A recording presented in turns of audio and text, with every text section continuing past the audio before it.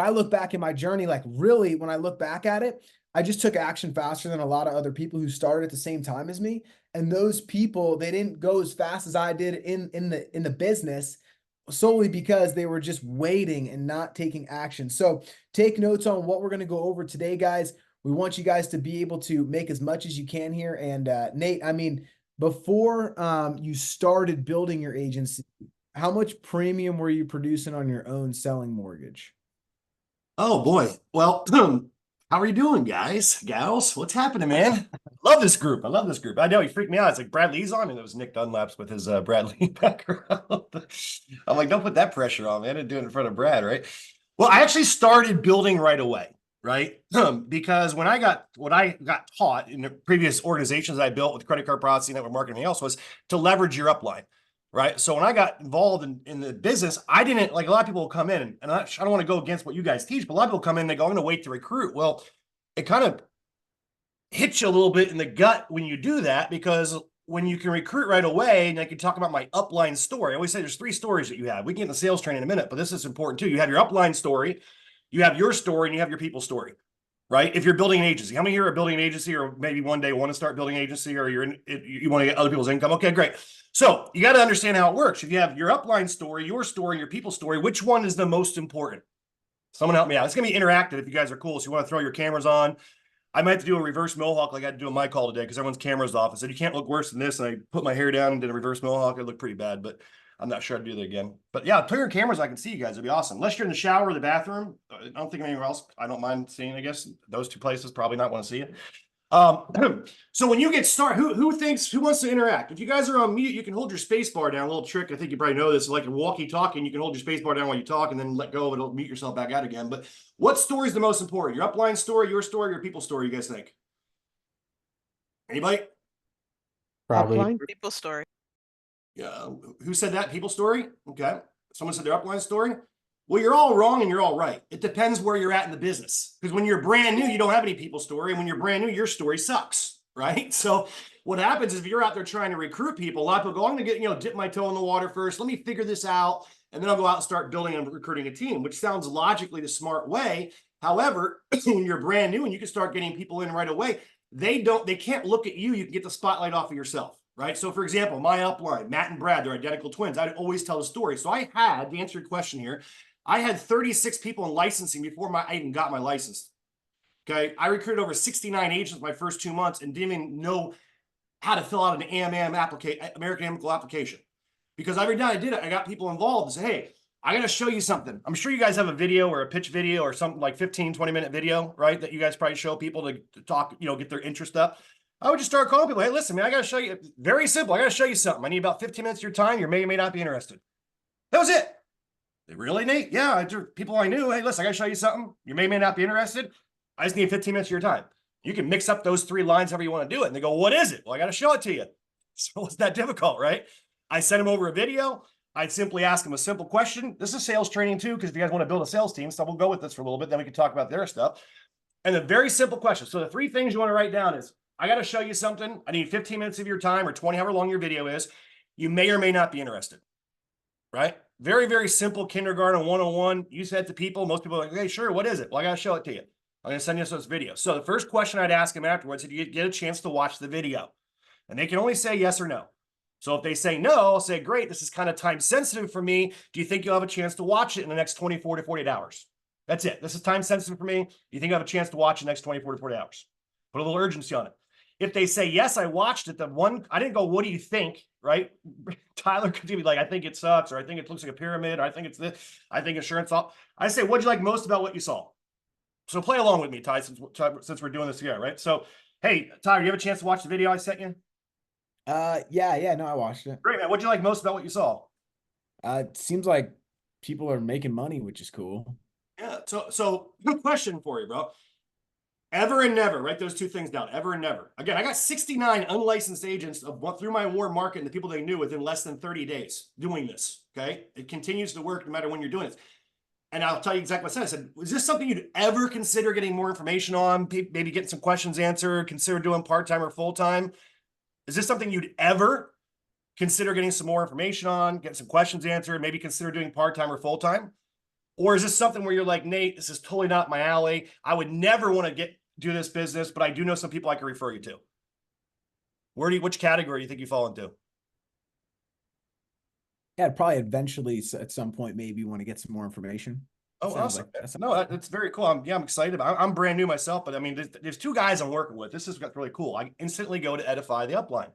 The two guys I'm working, so find someone in your upline. I know Tyler has a great story. I know that I think Nick Dunlap has a great story. I don't know all you guys, but all you guys, there's some people in your upline or sidelines that have a good story. Talk about it. For Christ's sake, you got Brad Lee's story. Here's a guy that runs a on $1 billion companies, and he actually got involved in this business because he realized that the most wealthiest people come from this business. Fact in Google that insurance creates more millionaires than any other industry in the world. So here's a guy that's already a multi-millionaire who decided to get involved in the insurance industry. Didn't really need the money, but he saw how lucrative it was. I could easily tell a story, but I would simply say, hey, I'm working with these two guys, Matt and Brad Smith. They're identical twins. They were very successful in the past. They had a mattress company back in 2008 when the market crashed. They almost went bankrupt, but they couldn't actually bankrupt their business because all their stuff and assets were attached to their parents' home. So they needed to make money really, really rapidly and part-time, working like 1 or 2 days a week. Matt went out and made $8,000 his first month, and Brad went out and made over $10,000 his first month. Just part-time, working for 1 or 2 days a week. So here's what I love to do, man. I love to throw you on the phone with them. You get a little more information, ask some questions, and see whether or not you have an interest in doing it. That was it. That was it, right? And then I was taught from other businesses that it's extremely important to build your story. Now, here's the mistake people make, Tyler. People think they build their story so they can go out and recruit. No one gives a shit about your story. Your friends don't look at you. It actually hurts you. If you go out and make 20 grand your first month, your friends subconsciously aren't going to tell you this, but they're going to go, hey, shit. Either Tyler's better than me. Of course he did well. I don't think I'll do as good as him. Or they may think that they're better than Tyler and go, great, if he made 10 grand, I don't go make 10 grand myself. I'm going to look like an idiot. So I'll come up with all these reasons why they don't want to do it. So it's really important and imperative if you're brand new getting started or training your brand new people right away, get their people in right away. That way the spotlight's off them. The reason you want to create your story and the reason why your story is so powerful is because now you have a good story for your people to be able to promote to their warm market. You guys with me on this? Am I losing you guys? Or are you good with this? Does it make sense? So now when I went out and I go, okay, great. What's my story? Well, I got to buckle down and go out there. So I went out and wrote $15,000 in business my first week. And this was driving around to people's houses. I know it's not that impressive now. Back then it was impressive. People were doing 20, 30 grand a month. Man, you were a hero in this business because you only drive to so many houses that were hours away. So I wrote 15 grand my first month, even though I struggled on age leads I caught 70 age leads. I probably talked to 40 people and booked 3 freaking appointments. And I'm good in sales. And I'm consulting with my upline. I go, what's up? He goes, well, give me your intro. And he's like, dude, you talk way too fast. He's like, you got to go low and slow. You got to be like an $8 an hour employee calling these age leads. And so I was like, oh fuck, here we go. So I'm like, hey, John, yeah, John, I'm looking at a form here. It's got your information and signature on it. I can't really tell if this has been taken care of. I'm doing an investigation on this, and it looks like I guess about a year. Had to act like it was the first time. About a year or two ago, no one was hanging up on me anymore. Before I was like, hey, this is Nate. I'm calling from the Mortgage Protection Center. I was following up about click. Hi, this is Nate. I'm following up with you. Click, click, click, click, click, click, click. I get hung up on like 8 out of 10 times. Take me off your list. I'm not interested. But when I got slower and started to realize I slowed down, I called through another stack of leads and booked 6 appointments within 2 hours after I spent 3 days calling and only booked 3 out of 40 contacts, right? So I knew I had to get my story right away fast. And I said, if I have 90 days to develop my story. And the cool thing about it is that you can start your story whenever you want because it's your story. You just can't make it up. So you're like, well, Nate, I've been doing this for 6 months. My story sucks. Well, great. I was doing this business for 6 months. I joined a sales call. Unbelievable. I had no idea. This guy was on here, made a multi-million-dollar income in less than 4 years, built a passive income over $1 million a year doing this business. And my God, he shared some tips and principles and sales techniques that I never even heard of. I immediately applied those techniques and boom, here's what happened. You can start that story tomorrow. You can be for 2 years and all of a sudden you have a story now, right? Hey, for 2 years I was mundane. I wasn't making that great money. Boom, tell that story. I got to start, boom, went out and wrote $50,000 in the next 8 weeks. I mean, I don't know if you guys are joining my Thursday night calls, but there's a girl's in the business, Addie. Is anyone, Abby, I think her name is, everyone join Thursday night calls I do? We'll throw a flyer up. They're free if you want to get on it. It's a masterclass on the subtle art of, I don't know how to say it, sales and negotiation. she was in the business for 3 years and she started taking those calls. And after her first 2 calls, she went 100% close ratio in her next 12 appointments and wrote over $25,000 in less than 2 weeks. And she never wrote over 10,000 in a month. Right. So now she has that story. So when I went out and wrote 15,000 my first week and 50,000 my first month and 85,000 in 6 weeks and deposited $40,000 in my bank account on a 60% fucking contract level back when I started, now I have a story. But that story didn't go out and recruit my buddy Joe or Bob or Sue. That story now is that when my people are out, they can tell my story. They go, yeah, he was the #1 writer his first year in the business. And he went out and made over $250,000 his first year and $350,000 his second, $500,000, developed a $1 million residual income or passive income 4 years in the business. It was #1. And I have this great story now to help them to be able to recruit their organization. So your question is, what did I do before I started recruiting? And I think that now you understand I started recruiting right away. It's like, why wait? I guess I understand. Why would you want to wait? See, you have Tyler. I guarantee you, Tyler, if Kyle, oh, this camera's not on. Let me talk to. If Leah called you tomorrow and said, have 20 people for you to talk to, would you make time for her? If she had 20 people to recruit? That's the one thing we have no problem making time for. You'll drop everything. Oh shit, baseball game. I'm not going golfing today. I'm doing this. You know, I might be 10 minutes less in the gym today, but guess what? You line them up. Why would you? So if Tyler is Glennon, is that how you say your last name, Glennon? Is that correct? All right. If Tyler Glennon is a millionaire from this business at 25 fucking years old, in a matter of a handful of years, you get to hire him for free. I get to hire Matt and Brad for free. They get to hire me. I get to hire a multimillionaire for free to work for me. How can you pass that up? I mean, if I was in your business, man, I'd have 45, 50 people lined up a week for you to talk to, Tyler. They watch the video, they're interested, they want to get some questions answered. Boom. I'd just be shoveling. So I just shoved them over my shoulder. I didn't work with them. I didn't train them. You guys all have all the tools. I guarantee you have a kick-ass training program. If Brad Lee put it together, he only owns a company called Lightspeed. We use the same platform in our company. It's just badass. And you have Andy Elliott, for Christ's sake. You can't get 2 better sales trainers that are out there, right? Maybe they haven't sold insurance, but they definitely know how to sell. And they know how the mind works and how people make decisions and how to get to that part of the brain that makes a decision.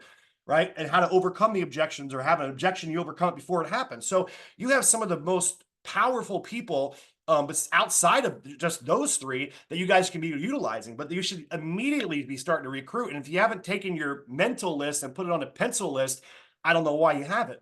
What could be a good reason why people don't? I know some of them why they say, but why would you not recruit? How many here believe you found an incredible opportunity that could potentially change your financial future for you and your family? Raise your hand if you feel that way. Why the fuck do you not want your friends to know about it? Because you're scared about what they're going to think about you. Oh, you're selling insurance? I don't give a shit what they think. When's the last? How many have been broke before? I've been broke several times, lost company. None of my friends were lined up with the fucking paycheck to help me pay my mortgage. Not one. No one called me and said, Nate, I know you just walked away from a $70,000 a month income to start over again. Is there anything I can do financially to help you out in the meantime? Because I know you'll be good for it. Not one. Not one of those people ever came to me and put their hand out and reached in their pocket to try to pay my fucking bills. So I don't care what they think. What are they going to say? Oh, you're selling insurance? Great.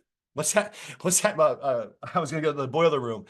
Remember, he's in the thing. He's like, your friends tell you, it's too good to be true. Fuck them, right? I was like, let's go back to that thing in the boardroom that he did. Don't be like that. I have lots of friends who don't do this business, but I gave them the opportunity to look at it. What's the worst they can say? They said no. Well, if they're not doing it now and they say no, I didn't lose anything. I didn't get rejected because they're not in the business. Now, if I'm married for 10 years, my wife wakes up one morning and says, I don't think I like you anymore. I think you're a piece of shit. And she walks out the door. That's rejection. But if I go up to a girl when I'm single and try to ask her out and she's not my girlfriend and she's never dated me and she says, no, I think you're a piece of shit, I didn't get rejected because I never had her in the first place.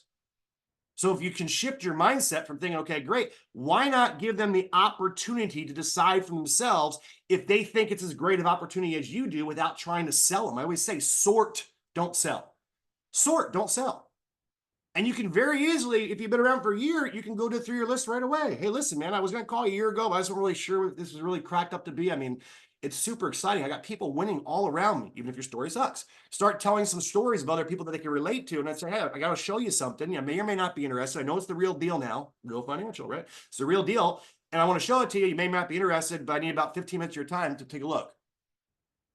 Send the video. Hey, did you watch the video? Yes. What'd you like most about it? Great. Edify your upline. Put them on a 3-way call. You're done.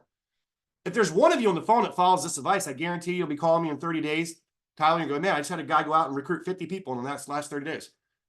There's only two buckets you got to fill in this business. It's pretty simple: sales and recruiting. The challenge, if you're only filling the one bucket, you're going to be selling your whole entire life. And maybe some of you guys want to do that. I don't want to do insurance. I always said, I'm almost 50 now. If I'm 60 years old, standing on stage talking about doing sales training for insurance, someone can shoot me, please. There's a lot of bigger, better things I'm already doing in my life that I want to do and use that money. I mean, I love insurance. I love helping people and everything else, but I don't want to be grinding at 60 years old, writing applications in order to pay my well, I was going to say I don't have any bills I had to pay because they're all paid off, but to pay for anything.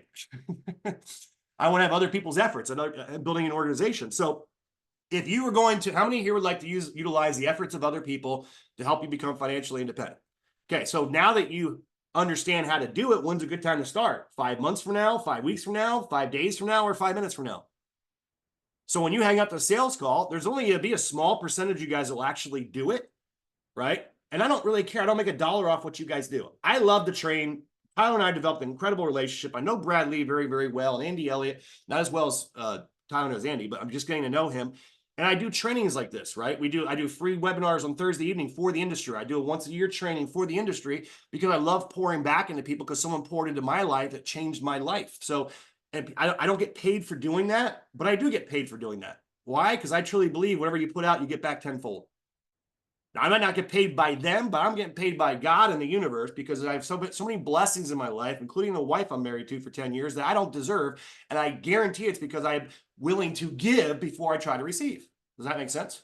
So there's only going to be a small amount of you guys that actually are going to do this, but those small amount, I would love to hear your stories because here's what happens. It's like, how many are like back in the day? Some of you guys aren't old though. You guys don't even probably understand this, but like we used to make popcorn on Friday night while we watched the Pink Panther. I know I'm really fucking old.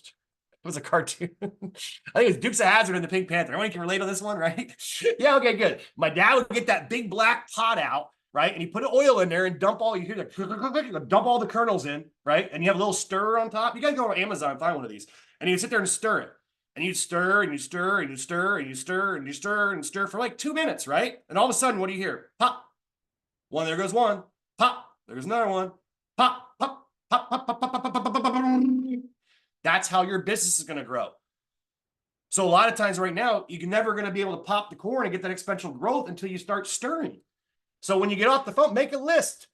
Make a list for 2 reasons. And I teach all my guys to do this. 2 things that you should make a list for. Who you know they might be able to recruit into the business, and to make a list for practice presentations. The best way to get people to learn this business is by doing practice presentations. Very simple. Call you up. Hey, mom, dad, listen, I just got started a new financial services company. I got plenty of clients to talk to, plenty of leads to deal with. I'm not trying to sell you anything. I just need your help. I got to do 10 practice presentations before I can learn this new software, learn how to write applications, learn how to do all this stuff before I can go out and start talking to these qualified clients. Could you help me out and let me do a pitch on you, or let me do a sales presentation for you? Great. Sure, I'll help you. Who's going to say no? Mom, dad, brother, sister, aunt, uncle, friends, neighbor, person at church, your kids play soccer with, your hair fucking stylist, whoever. Make a list. And if you don't, even if you've been around for a while, make a list and practice your IUL presentation on them. Hey, we just got this incredible new product I just become aware of. I mean, it's blowing me away. You can put money into a policy. It's growing from 0 to 12%. There's guaranteed no market losses, right? You can have a tax-free income. You can borrow against it with no penalties or fees at any point in time in your life. And a lot of people are using it in place of 401k or in addition to, so they don't have to pay all this taxes when they're retired. We got plenty of leads that are out there that we're working right now. But I'm trying to learn a new presentation, a new software that they have. Could you help me out? You don't have to buy anything from me. But if I could just do a presentation for you, give me about 20 minutes of your time so I can get 10 of these under my belt so I can go out there. Ben, I know you had your hand raised. I'll come back to you. So I know I'm talking fast, but you can do it with anything. Right? So my brand new folks, they're making a list of who they know, period. They don't judge them. The people you think will do this, people won't. The people that think won't do it will, which is funny. The people you think can do this, can't. And you people think that can't are the ones that always shoot to the top. So people prejudge. Plus, I'm not even looking to recruit my buddy Bill, right? I love people go, oh yeah, I got a perfect guy, hasn't had a job for 6 months. That's not the perfect guy. I want the guy that's a hustler, it's making 100 grand a year. Because guess what? He's dissatisfied with something in his life. All I'm looking for is dissatisfied people. I want the guy who's busting his ass working 60 hours a week to transition into this. I want the guy who's falling on his face doing something else, making good money, but he has no time to go to his kid's t-ball game, or he has to get called in and he has a bitch of a boss who's always breathing down his neck that he doesn't like, or he has coworkers that he hates, or whatever, or she hates, or he never gets to go on vacation, or he can't travel. Those are people I want. I don't want the guy that's been smoking dope with his buddies and haven't had a job for 6 months and he's, top of the list on his I don't even know what PlayStation games there are anymore. What's that? I don't even know what it is. Anyway, I don't want that guy, right? I want to know, I look at who do I know that has a good center of influence?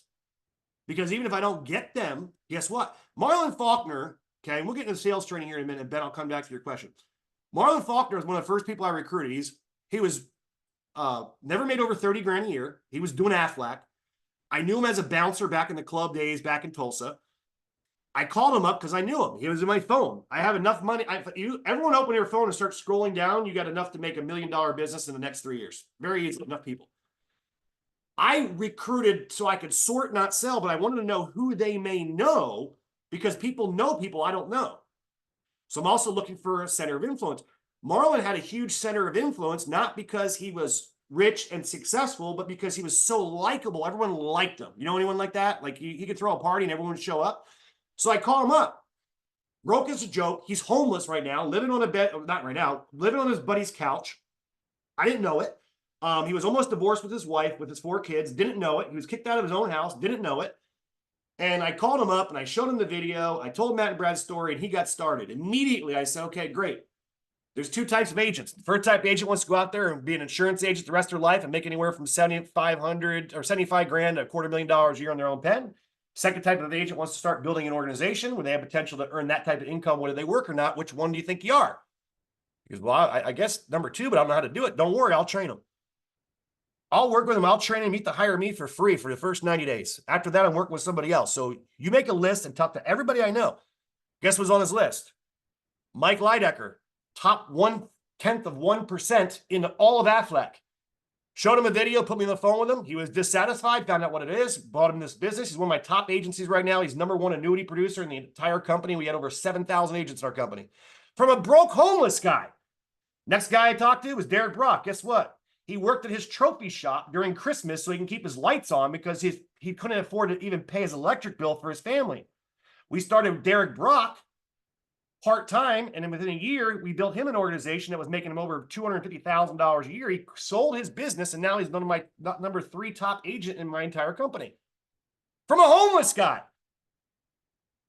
Now, guess what? Marlon, we started, I can keep doing story after story. The guy, the bartender that used to go stop at these bars, had a drinking problem, recruited him, brought me over to William Berry, was an ex-police officer, top 10 sales guy in the entire company.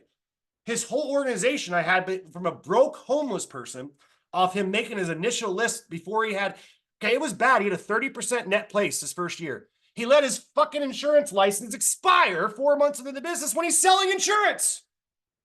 He got kicked out of 2 carriers, left me 2 Vector roll-ups. Now he's a multimillionaire. He's one of the most sought after speakers. Go look at, what's it called? There's a podcast. Look up Marlon Faulkner. I think he has one podcast he did on the 7 basics of selling that I taught him, and he has 100,000 views on it. Most inspiring guy that's out there, and he grew into the person he was. So what if I would have judged Marlon and go, oh man, he's a piece of shit. He's already in insurance, never made over 30 grand. Like, I didn't look at him for him to be my next top sales guy. He never was and never will be, but he had an army of people that he knew, and I knew they loved him. So look for people to have a center of influence. Look at that person that's popular in church and they're shaking everyone's hand as they walk by, or the person that's always the life of the party or the center of influence on the soccer field. Those are the people you want to find, right?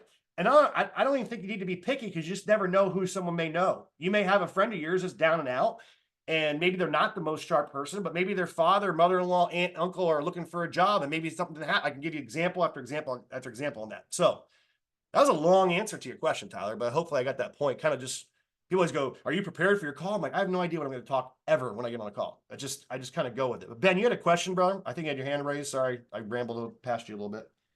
It's all good, man. I was just curious of what that video would say in it. Like you were talking about the video that you'd send to people, right? Well, do you have like a pitch? I mean, I don't know. I don't know if you don't, just make one.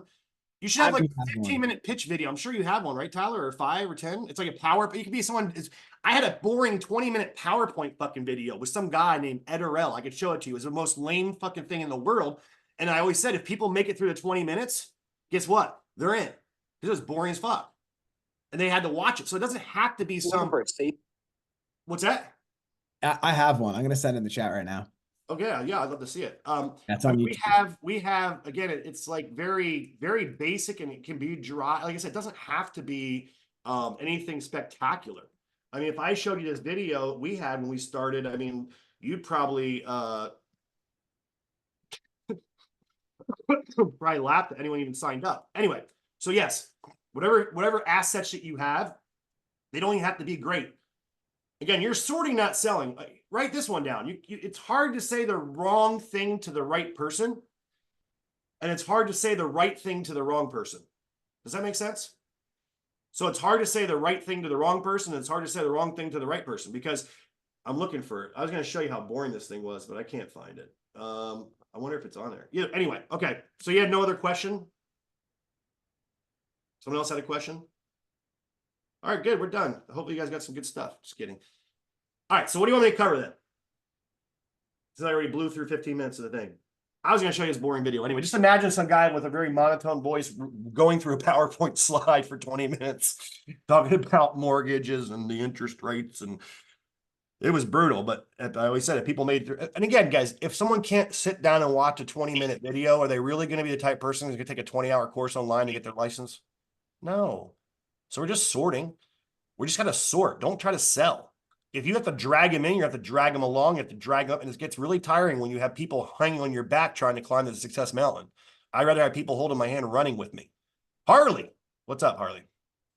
Hey, sorry to bother you guys. So you mentioned that he lost his license in 4 months, and this is my question because I'm in Illinois, and I've talked to people in Illinois, and they took the same 2 tests that I've took, but when I got my license, it says that it would expire in 3 months. And that was it said temporary. And it said it for 3 months, and then but somebody said like, well, I think they'll send you a regular one after that. But I'm like, yeah, just call the state the board of commission state of insurance, whatever state. Every state's different. No, every 2 years in Texas we have to renew it. He just never renewed it. He never paid to renew his license, so it just. Oh, I thought you said after 4 months he lost. After 4 months in the business, no, he was in the business for 4 months, and he was already licensed with Aflac, and he just never renewed his damn license. That's how off the charts he was, and you know, he's still here today. So anyway, what'd you got, Eric? Oh yeah, I was just reading a book, and this is pretty much like instead of pushing for yourself, it's just creating some sort of vacuum that's gonna help you. You know what I mean, right? Yep. Like instead of yourself pushing a car, why don't you try to create something that's gonna create a pull towards what you want to do, right? Absolutely. You're 100% right. The hardest thing about doing that, we're going back to recruiting. The hardest thing is creating momentum, right? Because you're in a fucking canoe by yourself right now, if you're brand new, and you're rowing the shit out of doing the policies and everything else, but you're going around in circles. Because every morning you wake up, you got to keep rowing, and you're not going anywhere. Yeah, you're making good money, but you're not going anywhere. All of a sudden, you get one other person in the boat, and you're rowing just as hard, but you got someone else rowing with you. Then you start going straight. Like, holy shit, look, one other person. You start getting 3, you never have to worry about chargebacks again, because those 3 people, the sales they're doing will cover any chargebacks that you're doing if you have a decent issue paid rate of 85% or more, which if you're not, you need to figure that one out. In today's world, you better have a 90% net place, or else you're doing something really fucking wrong, because you're overselling, you're pushing people to buy, you're not creating the value for them, you're not creating the need in their mind. They need what you have to get, which we cover on Thursday night calls and trainings that I do. There's an art and a science to it to make them make the decision that they want what you have. So therefore your policies stay on the book. Instead of, I could sell a policy to anybody, but they can turn around tomorrow and cancel it if they felt like they were oversold. So they had to feel as it was their idea. Does that make sense? So, anyway, once you start getting people in that boat rowing with you, you start to go straight. And then you come to a new challenge. You got 14, 15 people in the boat. And then a lot of you guys want to get up from rowing, and then you want to stand in the back of the boat and direct everyone where to go. And then people start getting out of the fucking boat, right? Or you're up there, you got your head down there, and you're rowing, and you got one guy drilling a hole in the fucking back of the boat. The other guy's got a paddle up his ass. The other guy's smacking the paddle next to you. You're like, oh, fuck. Tyler's laughing because he deals with this shit, right? So it doesn't get any easier. It's just different problems, right? It's just different challenges that you have to overcome. The more people, money, yeah. If you don't like problems, the biggest, how you make, every time I made the most amount of money was figuring out how to solve the biggest problem. The bigger the problem, the bigger the paycheck. You want shit to be easy, go get a job where someone handles all the risk, and guess what? You have tiny little paychecks every week. They're there every week because you show up to work. Or you get some balls or ovaries and you go, fuck that. I'm going to go out there and make money for myself. But you got to embrace the problems because they only get worse and they cost you more money. You know, someone was bitching because they got to pay $20,000 to the IRS. I paid a $220,000 just to the IRS, and they still fucking audited me this year. So I'm under a freaking audit. Well, guess what? I got paid 25 grand to get an attorney, a tax attorney on retainer, and it just bigger problems. And my goal is to write $1 million check to the IRS. That means I'm doing really fucking good. When I can write $1 million, I'm quarter way there. Imagine you have to write a check to the IRS for $1 million. How much were you making it with all the write-offs? You're making pretty sizable amount of income if you're writing the IRS a check for $1 million, right? So if you don't like problems, get out of this business now because they're going to continue to come and they just become bigger and cost you more money. But so you get good at solving your problem right now, right? Okay, great. Get better at getting your policies to stay on the book. Get better at solving the issue of, being afraid to talk to the people that you know. Get better at solving the issue where, oh my God, I got a bad batch of leads and you want to cry to your mentor or your fellow, these leads suck. All leads suck. And all leads are great. Doesn't matter. I go that through my company. Well, should I work my mortgage protection lead? We have mailer leads. We have digital leads. We have IUL leads. We have Razor Ridge leads. We have this lead, that lead, this lead. Leads coming out our ears. And guess what? Everyone bitches about them all. And then other people are all winning at them all. So who's right? See, if JR can go out and write $40,000 on the crusty, shit leads, so can I. I just got to figure out what JR is doing. What are you doing, JR? Can you do a recording? Can I listen to your calls? Can I get on a Zoom with you? Can I come sit next to you at your desk? Like, what are you doing to write $40,000? But people don't want to do that because they got to look in the mirror and go, hey, you know what? It's not the lead. It's fucking me. And people don't like to do that. They want to blame everything else besides themselves. You're never going to be successful, guys. Whatever lead source you're working, what are you guys writing a monthly basis? $1 million call it a month? They're working. Other people are writing business on it. So don't get upset with me. But if you're not, you suck and you got to get better. And that's okay. The first thing you got to do, if you're not sitting with 10 people a week, here's my sales training. It's pointless to teach you calculus if you don't know what 1 + 1 is. Here's the thing. If you're not sitting face to face, kneecap to kneecap, ear to ear, Zoom to Zoom, however you're doing it with 10 people a week, you're not doing the business. I'm talking about actual presentations. You're kidding yourself. You're not doing it. You're not getting enough at bats. Is this too rough, Tyler? That's kind of how I talk to my guys. So hopefully it's not too rough. No. It is perfect. Oh no, I got 3 people quit. That fucker Nate, don't ever have him back on again. He's an asshole. Who does he think he is? I don't know. I think I'm a college dropout who waited tables and met a guy in my 20s that was making $1 million fucking dollars a week. And he taught me how to get average thoughts out of my brain and to be above average person and to make millions of dollars in 3 different industries. I'm no one special, but I learned a lot of stuff on how to have success and I proved in this business. So what I'm trying to do is to not warn you, but guide you going, hey, you're not going to get the success you're going to want to get by dipping your toe in the water here. Now, this is a great opportunity if you want to make $1,000 a month, if you want to go out there and make a little bit extra cash, pay off some credit cards, that's fine. I'm not talking to you. But I don't think most of you guys are getting on a call at 7 o'clock at night or 8 o'clock, wherever you're at, to make an extra $1,000 a month. Am I right? I'm assuming that you're the 100 out of the creme that go, hey, I want to step up my game. That's why I'm trying to be straight up with, not trying, I'm just being straight up with you guys. Again, if you guys all got become millionaires, I'm not getting a check. Hopefully Tyler would take me to dinner or something, but whatever. But I know that getting those phone calls or getting a text saying that, hey, I was in down and out. I was at my last dollar and I went to one of your events and I came back and I just made $10,000 a week. That's better than buying a Rolex watch to me.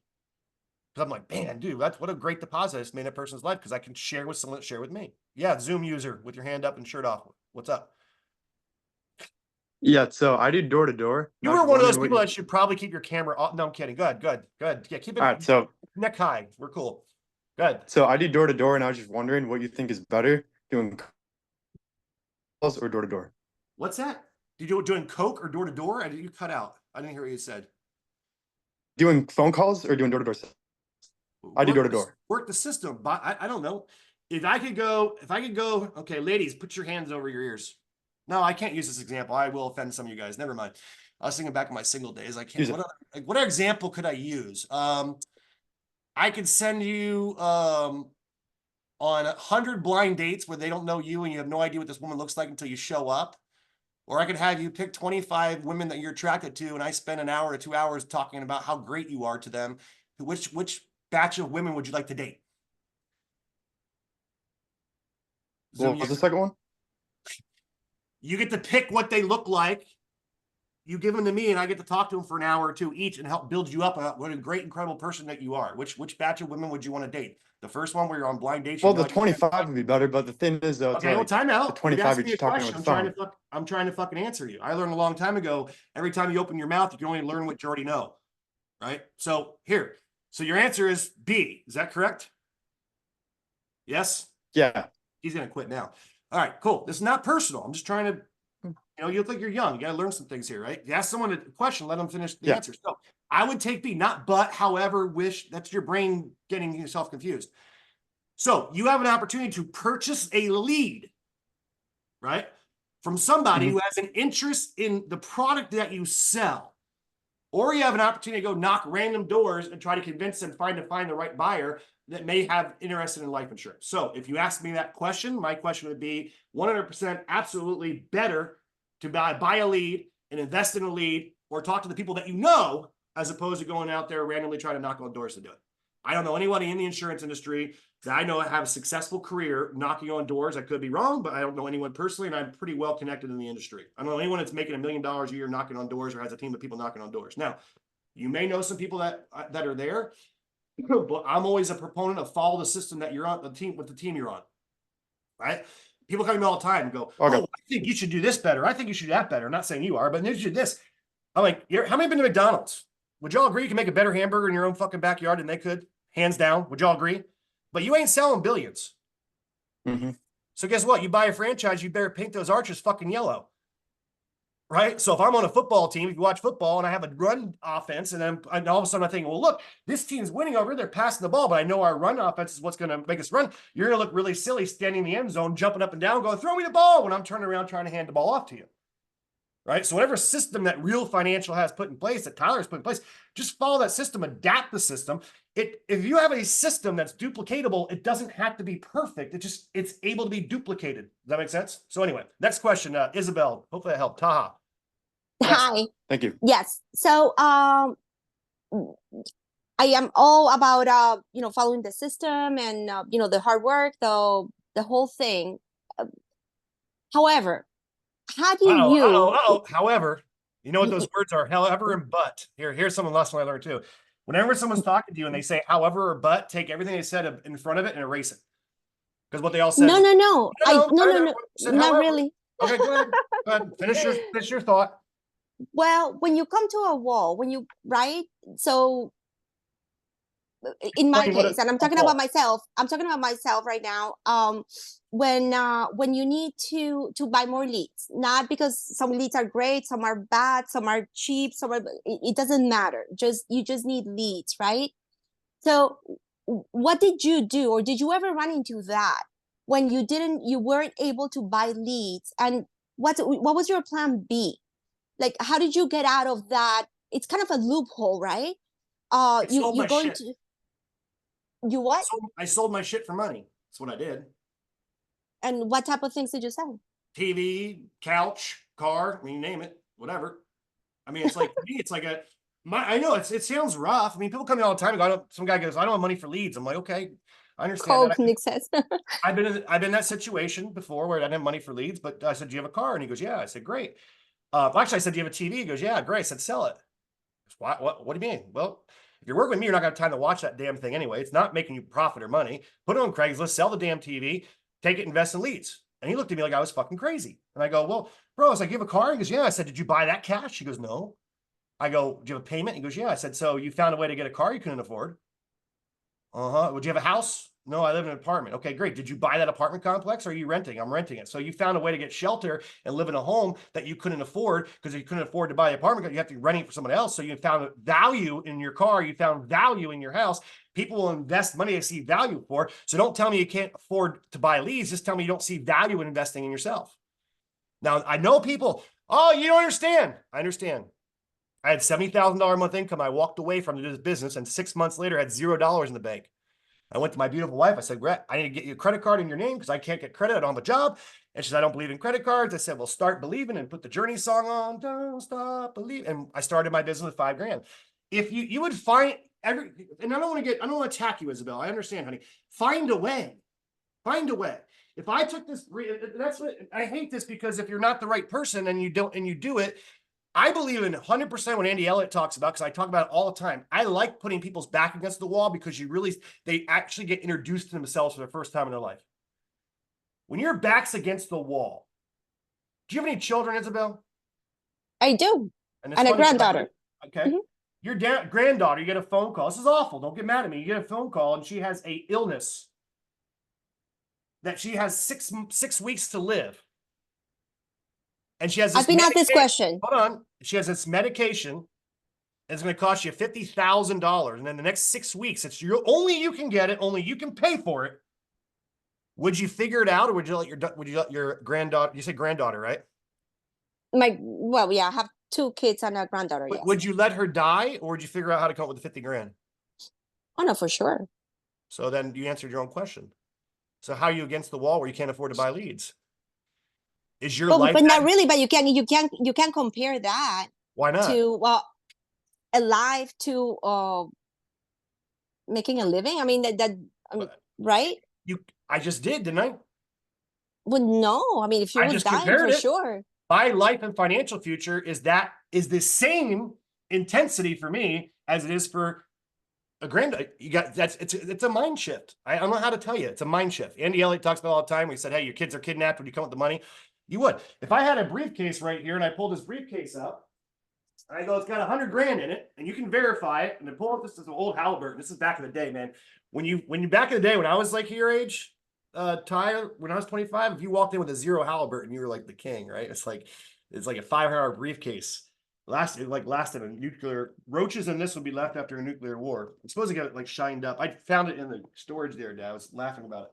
But if I had $100,000 in that briefcase, I said, you got to come with $5,000 the next 6 days to give it to me, and you were guaranteed to get it. And you're going to say, well, that's not the same. It is the same, right? If when your mentality shit, how many applications have you written so far in the business, Isabel? Any? No, yeah. I mean, probably 20, 30. Okay. So I don't have the exact number. I don't know. Okay, cool. So if you wrote 20, you can write 21. True or false? True. Okay. So you just got to figure out, do you have friends and family you haven't talked to about this business yet that you haven't done practice presentations on? I do. I've reached out, but yeah, no, I do. Do you have anybody that you can talk to that you can do a practice presentation on? I do. I have not gone around my neighborhood. That's the only thing I haven't done. Whoops. Do you have anybody you know personally who does not buy life insurance from you yet? That'll make it easier. Name. I guess, yeah. I mean, I don't know why you're making it so difficult. You got to get you out of your own head. If you ask me how many people do I know right now that have not bought life insurance from me, I'm sure I could go out to my neighbor across the street that I say hi to every day when he goes out to get his mail. He hasn't bought life insurance from me. I could give you a list of 100 people right now who haven't bought life insurance from me. So if I was in a situation where my back is against the wall and I wasn't willing to part with my stuff or sell things to be able to earn cash to invest in my business, I only have 2 choices. Either I go get a job where I get paid each week and someone else takes care of paying my, taking all the risk, or I figure out how to finance my business. Unfortunately, there's no magic answer, honey, right? So if I was against the wall, which my back's been before, I either sold stuff or I sold stuff. I mean, I sold my product or my service to people that I knew. So I would immediately get on the phone and start generating. I guarantee you one thing. If you go out and do 20 practice presentations, you figure out how to get in front of 20 people.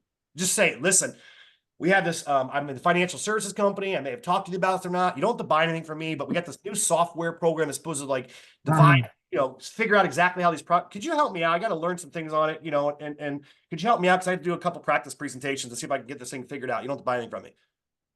Okay. Call up 25, 30 people. You'll get 20 people that will say yes. Just try it. Call 5 of them. If you did 20 practice presentations and you didn't make enough money off those practice presentations to buy leads, I'll buy leads for you for a month. If you can document for 20 people you've sat down with, right, and you did a practice presentation and you brought an expert when needed, and you don't have enough money to finance your business with leads, I'll buy them for you for a month. I don't even know you. I don't make $1 off what you do. That's how confident I am in it. So what's going to happen is And again, I'm not trying to come across an arrogant or being a dick. I really am not. I'm just trying to get it to you No, straight. you're not. Okay, good. I don't want you to feel that way or anybody else to feel that way. I'm no one special, right? No. I'm trying to get it to you straight. The choice you now have, this is the problem. The choice you have now is when you hang up this phone, are you going to do it or not? Or are you going to keep selling yourself? You've sold yourself and you can hear it in your voice. You're really convinced that you don't have money to buy leads, which is sad. You do.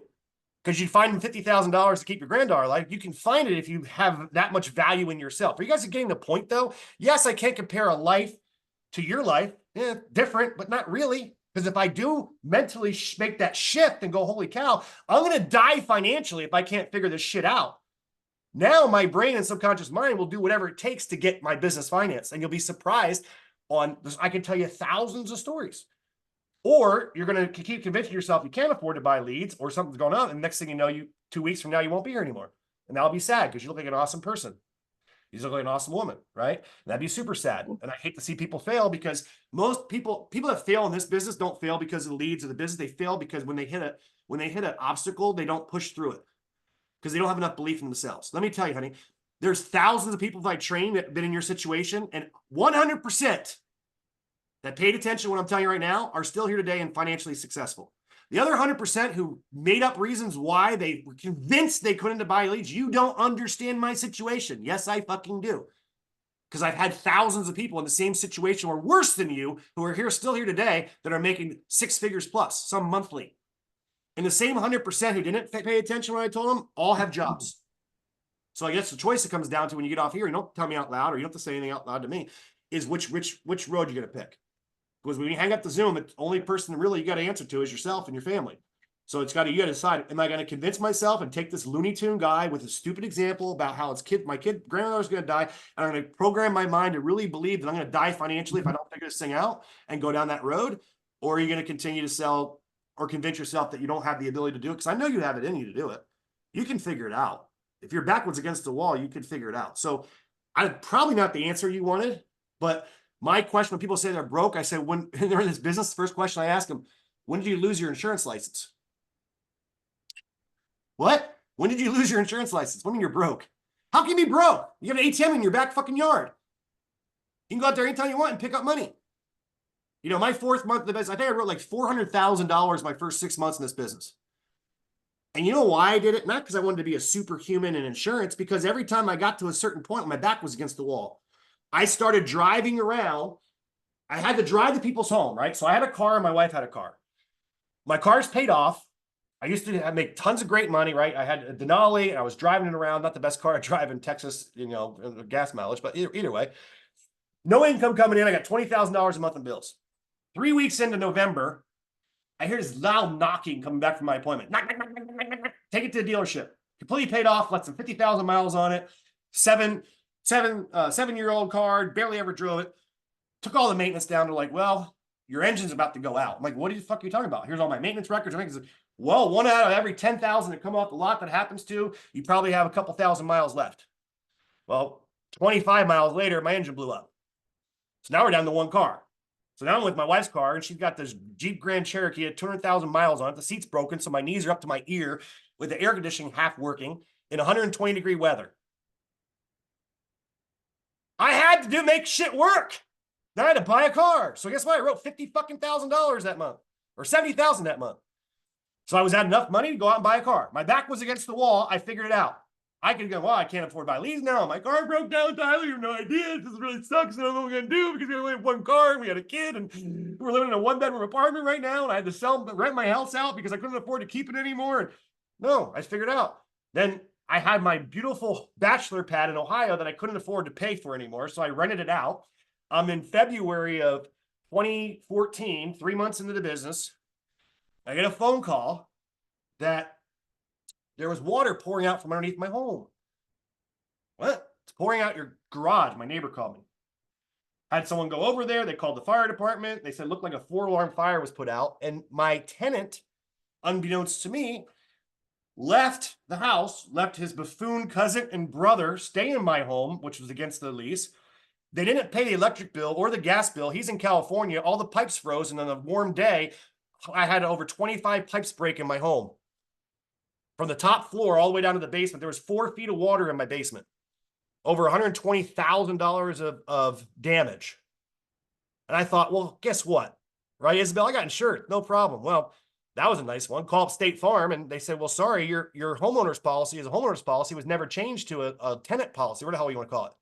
I'm like, yeah, it was. I talked to Nancy. So, well, Nancy's no longer here. She's retired. Oh, shit. 20,000 a month in bills. I'm making maybe 25,000, just surviving. Now I lost $3,500 a month of rental income. And now I got to figure out how to pay the mortgage without my rental income. That's why I rented it out. And now I got to figure out how to hire a construction company to come in there, and they want $30,000 before they start even work on the 120 grand I owe. Do you think my back was against the wall? Wrote $135,000 that month. I never would have done that, Phil, ever, if I didn't have that shit happen. And what I started to do is all this stuff, I had a decision to make. I proved myself, holy shit, look at the level I can perform at. But I'm telling you right now, I'm lazy. I'm a human being. I never would have wrote $135,000 in a month, ever driving around to people's home if that didn't happen. Never would have wrote $50,000 my first month. My car didn't break down. So like all these things that will continue to happen to you, to me, this is in my own life. The greater the hell, the greater the heaven, as long as you have an attitude of gratitude while you're going through it, and as long as you push to the other side. I really got to thank the universe or God. I don't think I know. In my life anyway, when shit starts to rain down, I go, there's a huge miracle on the other side. I just got to figure out how to get through it. Most people stop and they sit down and they want to smell their shit. They want to smear it all over themselves, and worse yet, smear it over you. Oh, you never believe what happened. Oh, God, here we go. You know people like that? Don't be one. I mean, it doesn't make sense to me. Like, we all have our own shit. How many have shit you're going through? Right? Only reason I told you my shit that I got through was to try to motivate you and help inspire you that the bigger the problem, the bigger the paycheck. The more shit you go through, the more money you're going to make. The bigger the greater the hell, the greater the heaven. And if you actually understand it. So you should be grateful that you're in a situation where your back's against the wall, honey. You should be grateful that I'm not saying you're not. Just if you have that attitude and you figure out how to push through, I would love to hear your triumph story when you get through there. Because guess what? Here's another thing. Every time you're going through something like this, you are developing your story to inspire someone else who will be exactly where you're at today. If I got to Success Mountain riding in a heated gondola, no one wants to fucking hear my story, do they? Because no one goes that way. So every time you're in a tragedy, instead of flipping out and whining and complaining and smearing your shit all over everybody else, stop and think, go, hey, here's a chance for me to develop a badass story, man. Think about where I'm going to be on the other side of this freaking story, and how many other people are going to come to me and are going to have the same situation that I'm in, and I prove to them and show them what's possible. You have that attitude, you're done. You're done. But very few people do. That's why very few people get wealthy in this business. I'm going to tell you now. There's 100 and some odd people in you. Maybe 3 of you are going to become financially independent, making millions of dollars a year. That's the number. Sorry to tell you that. Some of you guys will do very well financially. Some of you guys will do it for a couple of years and quit and go off doing something else, convincing yourself there's a better deal. I don't know. I've been around for a long time. I'm 50 years old. I've tried every sales gig out there, and there is no better deal than the insurance industry. Zero. The lifestyle you can create for you and your family is zero. Nothing. There's nothing. I tried it all. I get pitched on 7 companies a week. I do trainings for companies too, outside of insurance, right? So I know what's out there. This is like the best opportunity you're ever going to have. Just don't blow it. Yes, Phil. Yes, sir. Yes, sir. This has been an incredible meeting. This is my very first Family First Life meeting. So this has been absolutely fire. This has been amazing. So I'll get to the point. First of all, Nate, I appreciate you hop on the meeting. This has been incredible. So my situation is a little bit different. My back's against the wall in a different way. I live in Scottsdale, Arizona. I don't know if you've ever been to Scottsdale. It's hot as shit. Yep, like Texas. Yep. Beautiful, beautiful. So I live in a penthouse in Scottsdale, Arizona. I'm sorry. The IRS audited me, and they like took over $80,000 of money in my bank account. And now I have like $14,000 in my bank account. And for me, if I'm not making $10,000 a week, I feel like it's poverty. Yep. And I haven't been in the insurance business for a few years. I actually am good friends with Marlon and Scott Peterson and William Barry and all those guys. Oh, okay. You know me. You know my whole crew then. Okay, gotcha. Yeah. I know those guys. So the point that I'm trying to make is I'm going to start writing business this week for mortgage protection. And what would be your plan of attack to at least make $10,000 a week? And on top of that, another question too, My vision is I want to build a 7-figure a month agency. That is my vision. That I've been dreaming of this for like past 8 months. So what would be your plan of attack? Writing at least 10K a week in net income. And then what would be your plan of attack for building a 7-figure a month agency? You got to, okay. Well, the first, great questions, Phil. I love it. The first part of the whole call is my plan of attack, how to build a 7-figure agency. Okay. It took me 2.5 years to build a team that was doing 250,000 a month and 4 years to build a team doing $1 million a month. In the last 3 months ago, I helped a brand new agent do $250,000 in a month, their 3rd month in the business with them and their team. Okay. So way faster now because you have this. This used to be, let's come to the Hilton Hotel and see how many people show up on a Thursday night so I can sit down and talk to you. This never happened back in the day. It was a weird way to do business. Like you'd FaceTime your kid, your grandparents, your girlfriend, your son or daughter. Like you wouldn't FaceTime and do business this way. So now we have a huge advantage. So I helped 3 agents write over $100,000 their first month in this business. 3 of them. And if I showed you videos of their presentations, one was a complete dumb fuck. 21-year-old kid had $7 in his pocket. It was pure activity. You don't look like a dumb fuck to me. And I'm not trying to be mean because he'll tell you he was a dumb fuck when involved in the business. I appreciate that. Started. You look like you're very talented. You know how to make money. So what you got to do real quick is figure out your numbers, right? Go figure your numbers out. So I just do massive action, constant correction, and figure out what your numbers are. Because there's only 2 things in this business. There's the method and the math. And the method is how your presentation, your sales ability, and how well you can close, even though it's not, I don't like the word close. Where'd you go, Phil? You were on camera. Oh, I'm right here. Yeah, I'm right here. Okay, cool. Some other guy popped up like, Phil, change. Do like a quick change, right?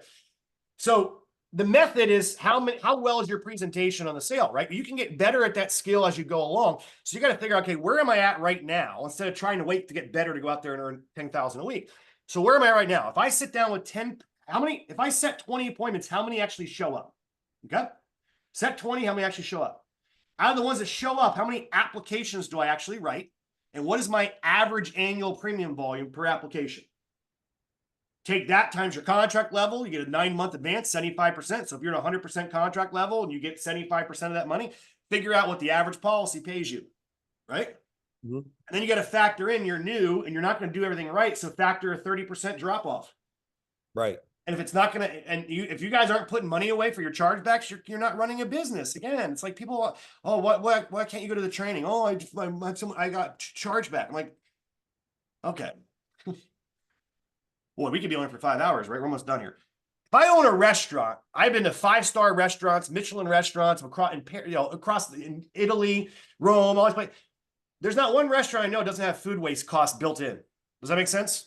No matter how great a restaurant you are, you're gonna have somebody who found a hair in their food, aren't you? You're gonna have somebody that goes, guess what? This was overdone. This was undercooked. You're gonna have food waste. If they don't factor the food waste in, that business goes out of business. True or false? Chargebacks are like your fucking electric bill. They're gonna come every month. You can't avoid them. And the biggest mistake I see is people go, oh, I've been doing this for 3 months. I don't get any chargebacks. No, they're coming. You think if the electric company forgot to bill you 1 month that you're gonna get free electricity, you think you're gonna get double billed the next. So if you're brand new, take 30% of your income, run it like a fucking business, and put it aside. I always take 50% of your income, live on 50% of your income, take the rest for taxes, and in this business, put it aside for chargebacks. So when you get a chargeback, people go, oh, I just write business. Well, you're psychologically killing yourself because a lot of you guys don't do that. You're like, oh shit, my car payment's due. And so because you didn't prepare for it. And so instead of writing American Amicable or Americo or Mutual Mall, whatever product you're writing, you change carriers. Hold on. You change carriers so you can pay your rent. Does that make sense? So I don't know. Phil disappeared again. I don't know. I guess I'm right here. Everything, the screen, someone else comes on the screen. I'm so sorry. My bad. I'm taking notes too. This is good. No, it's good. So you got to figure out your numbers. The only way you're going to figure out your numbers is by going massive action, constant correction. So a guy like you wants to make 10,000 a week. You got to be, if you're at, X amount of sales, take it, just work it backwards. And as soon as you know your numbers, then you're fine. Right. However, what I did, just so you know, and even if the other guys was, I just kept going, here's the amount of money I have to make. And I just kept working until I made it.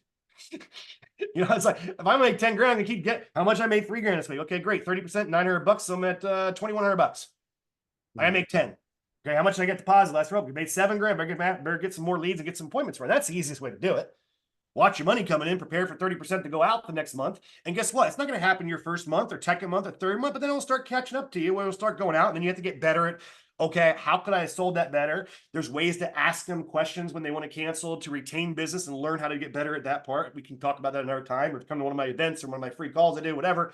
This is all stuff that I teach. It's like I've been doing this for a decade now. So I literally know every pitfall, mine, and explosion you're about ready to run into. And the biggest explosion I see for people is they don't prepare for chargebacks. They don't run it like a business. Put money aside. No better feeling to pick up the phone and go, hey, you got a debit balance. Get that little letter in the fucking mail. You know what I'm talking about? Oh, fuck. Pick up the phone, hand them your credit card, and pay it off because you have it in an account. Right. And if you do get better than 30% in the year, guess what? You get a big old Christmas bonus you gave to yourself because, hey, I made it through the year. I was at 85% net place. I got 5% of my income sitting in a bank. Guess what? Hire an assistant now to do all the shit you don't want to do.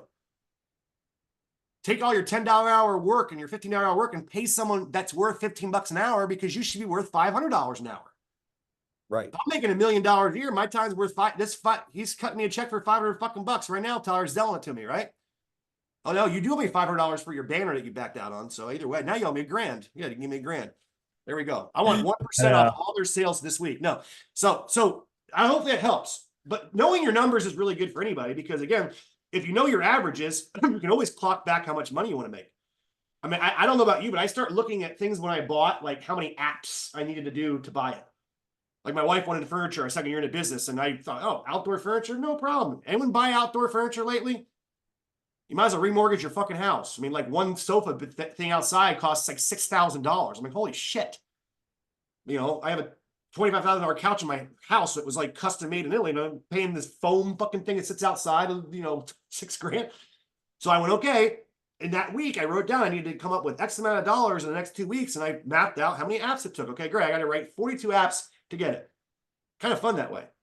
I couldn't do that with my McLaren because that was $250,000 cash. So I had to use my some of my override income. But you know, and when you're new, guys, understand this: you write business to pay your bills, and you use your override income to gain to run your business.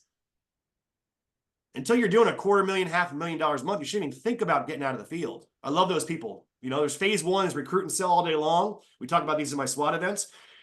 And people go right into phase four as soon as they start making 10 grand a month. They get 3 guys in. All of a sudden now they're so fucking busy training their guys, which I don't know what you're training them on. You should have all the training in the back office. I mean, you're picking up a fucking phone, calling a lead, and helping someone apply for insurance. There's not a lot of involvement, but you convinced yourself they need your fucking godly help to go out and write a policy. No.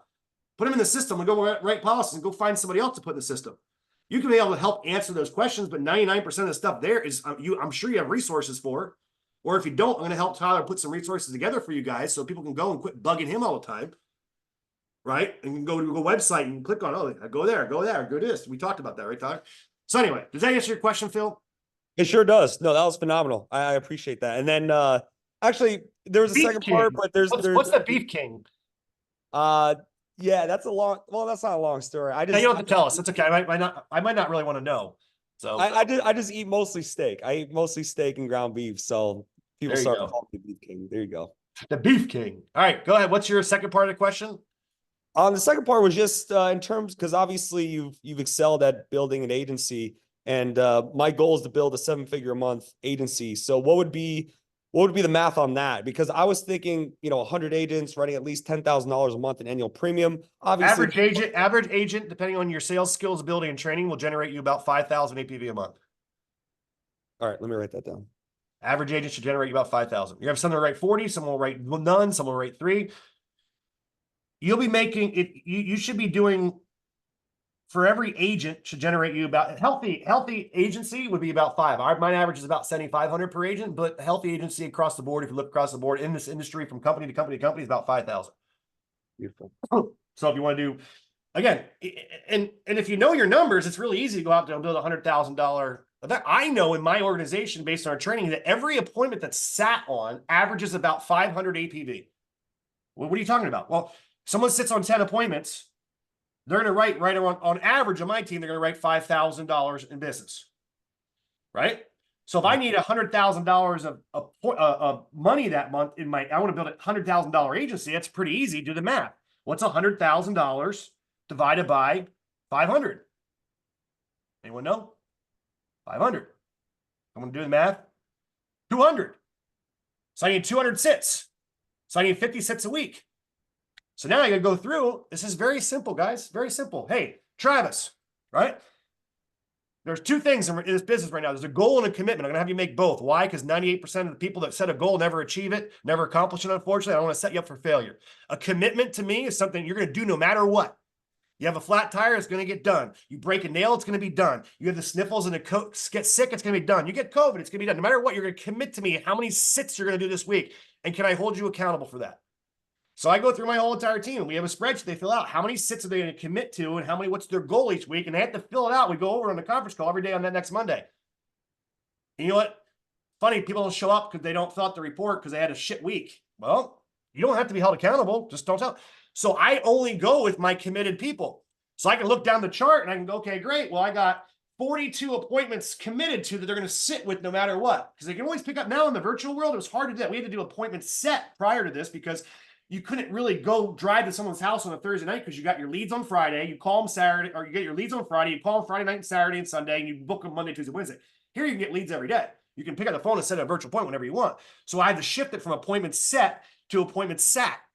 So now I can keep my commitment. So if I have 42 appointments sat, I'm not going to write $100,000 that month. The numbers don't work out. Because I know in my organization, I know the numbers very, very easily from the reports they do. It's called a daily report now. It used to be a weekly report. That if they have X amount of sits, for every 10 presentations on average, we write 7 applications per 10 presentations in our team. Husband and wife, whatever else, right? And it's not hard to write 7 applications on 10 sits because you can literally go first appointment, they tell you to hit the road. 1 sit, no app. Second appointment, you get Bob and Sue signed up. Now you get 2 appointments, 2 apps. You guys see what I'm saying? Third appointment tells you no. Fourth appointment tells you no. Fifth appointment, get 2 apps. Now you got 1, 2, 3, 4, 5. You actually have 5 apps, even though you got 3 no's, but you sold 2 policies and 2 homes. So those averages aren't hard to hit. So I know if I want a $100,000 agency, I got to at least do 50 appointments, manage and have 50 appointments committed to in my organization. And I never missed a promotion. I never missed a guideline promotion. Every guy's guideline promotions work. I hit it every single time.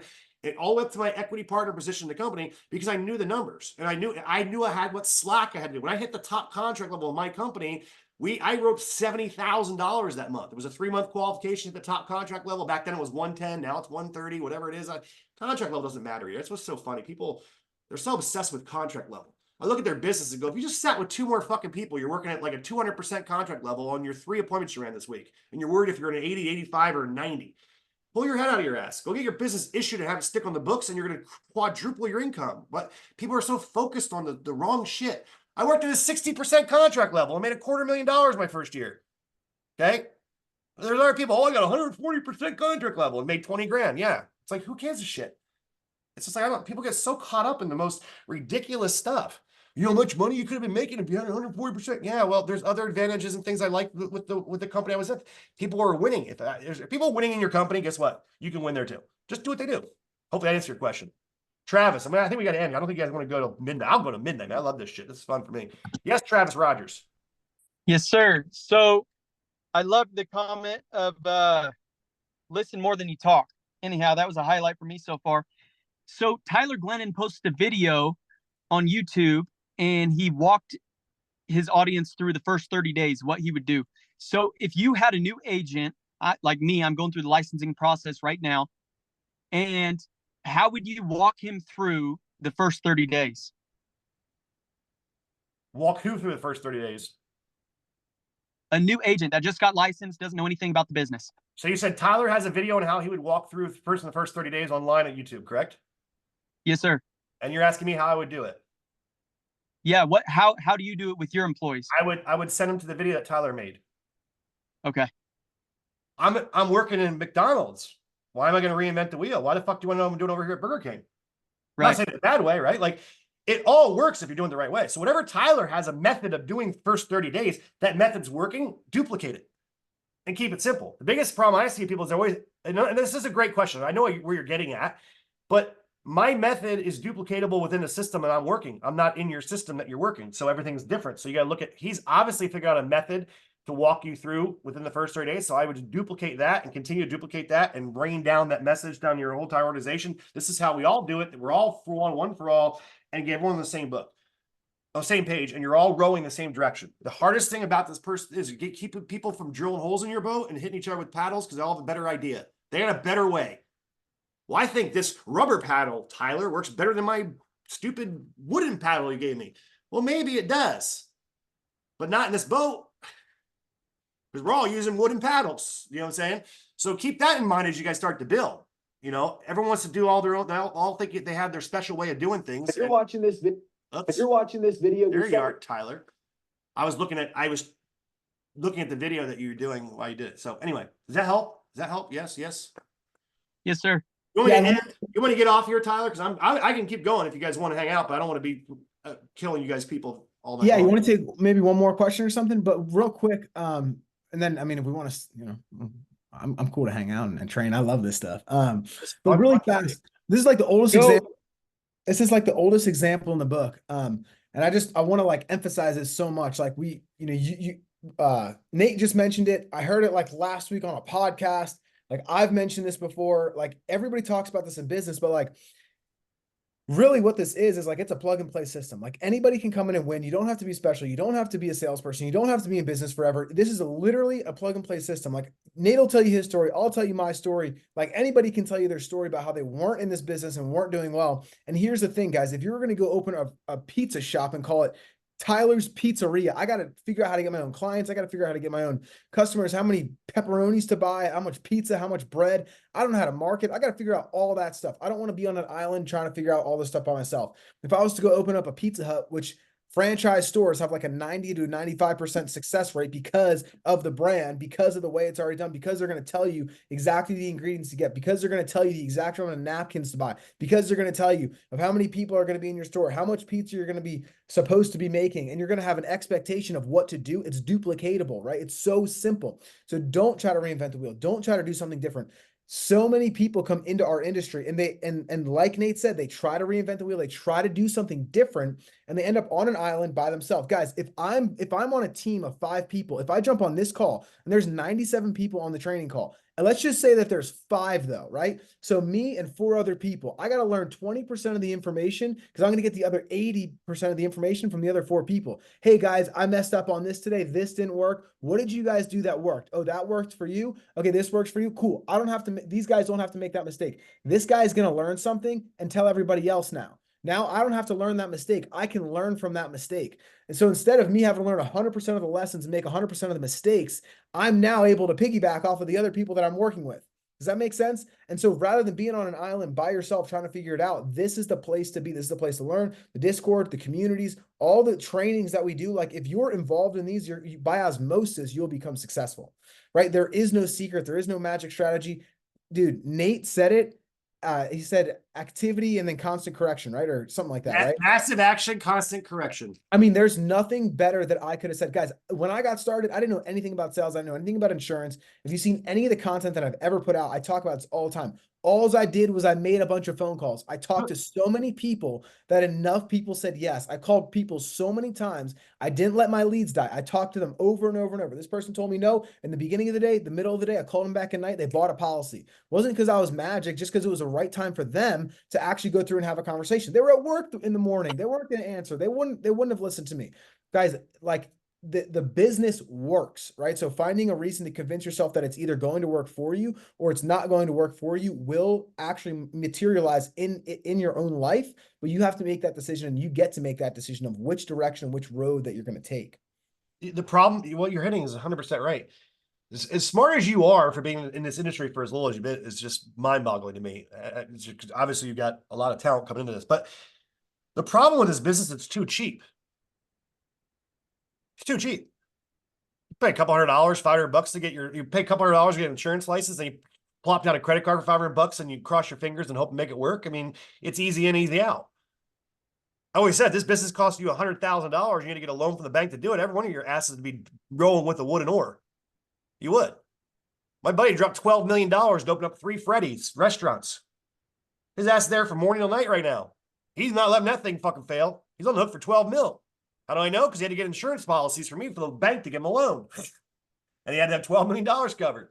He came to me, hey, I need some insurance. What are you doing? Well, I bought 3 Freddy's franchises. Why did he buy a Freddy's franchise? Because it works. Right? His projection to become profitable, it's 5 fucking years. Well, in 5 years, I'll be earning this, this, and this. Holy shit.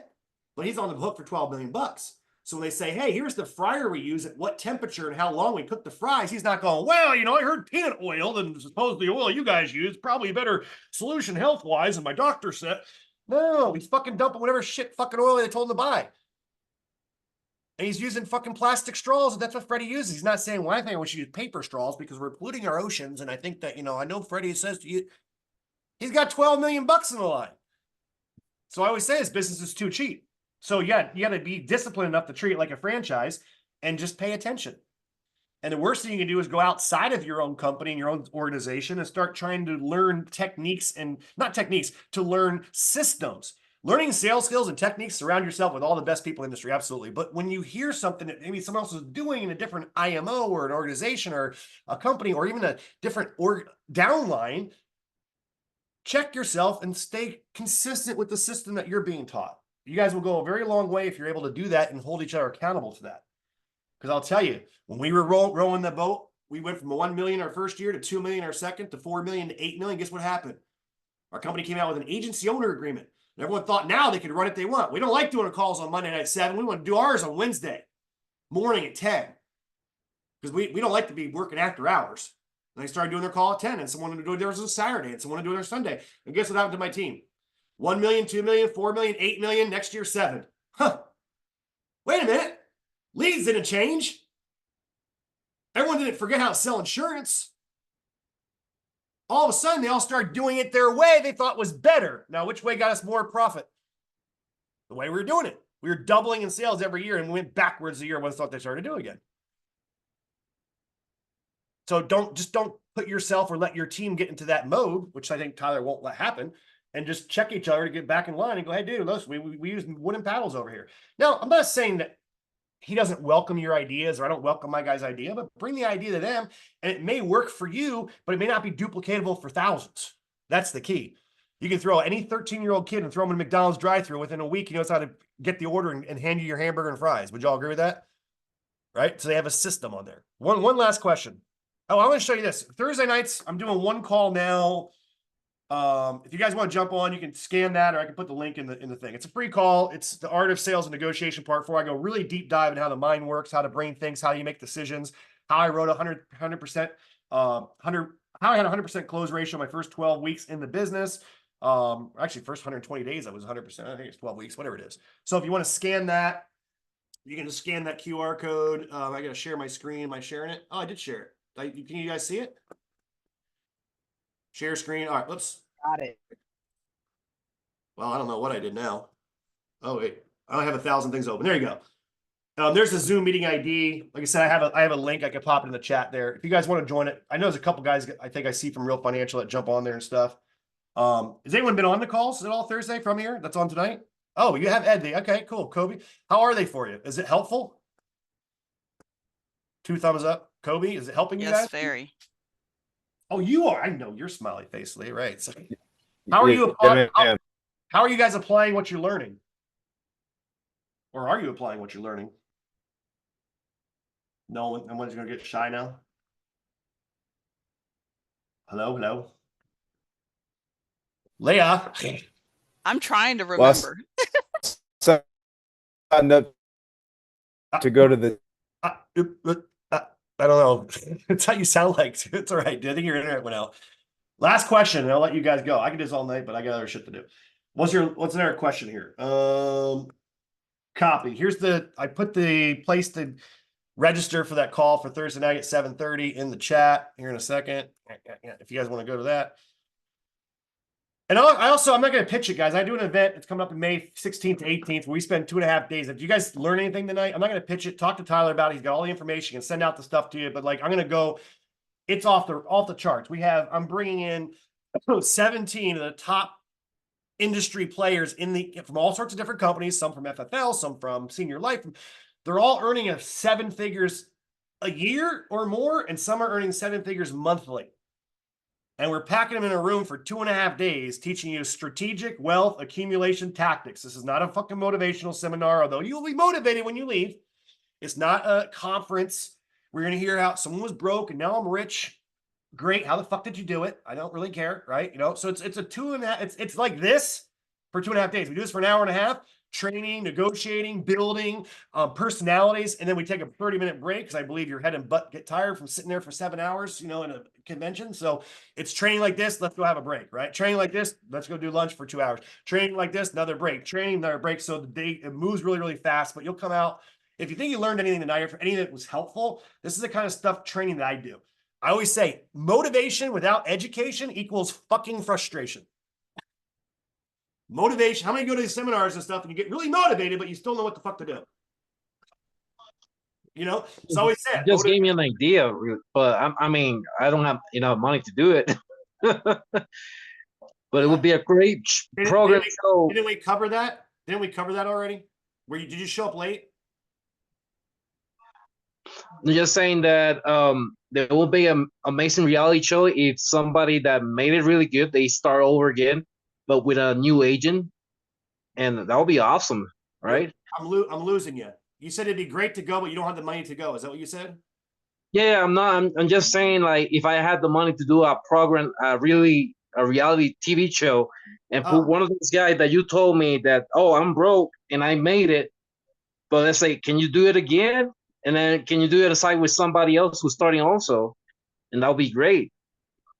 Is this a question or is it a comment? No, I'm just saying. I'm just saying. Lost? Well, you can actually go to Cody Askin's YouTube channel and you can watch what's called The Ultimate Agent, where I'm actually a mentor on there for both episodes. And if you watch the first on both seasons, so season 1, they took all these agents, they did exactly what he said. He created a reality show. It's called The Ultimate Agent, Cody Askins. Go look it up. It's on YouTube. It's worth the watch. And they took all these agents into a confined area or whatever for 7 days, and they competed against each other.